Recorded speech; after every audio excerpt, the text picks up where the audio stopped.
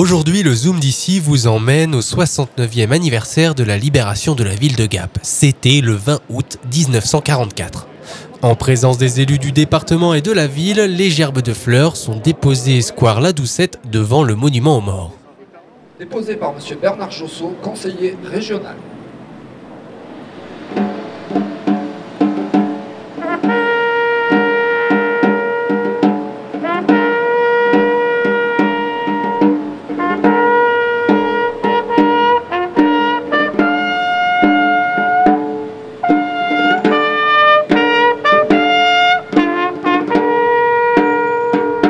Et devant une centaine d'anonymes, le cortège s'ébranle finalement vers l'hôtel de ville, précédé de la fanfare qui parade fièrement dans le soleil rasant.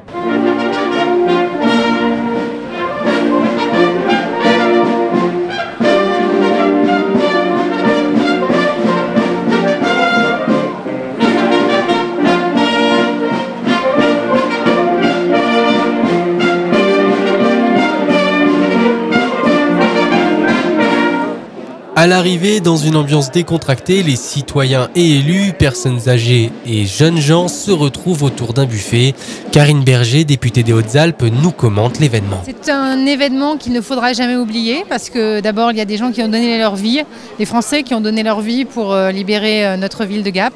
Et aussi parce que ça a eu un prix tellement épouvantable que ça a amené l'union des peuples européens. Le maire de Gap, Roger Didier, rappelle lui aussi l'importance du devoir de mémoire. Le monde est pacifié, tout au moins partiellement.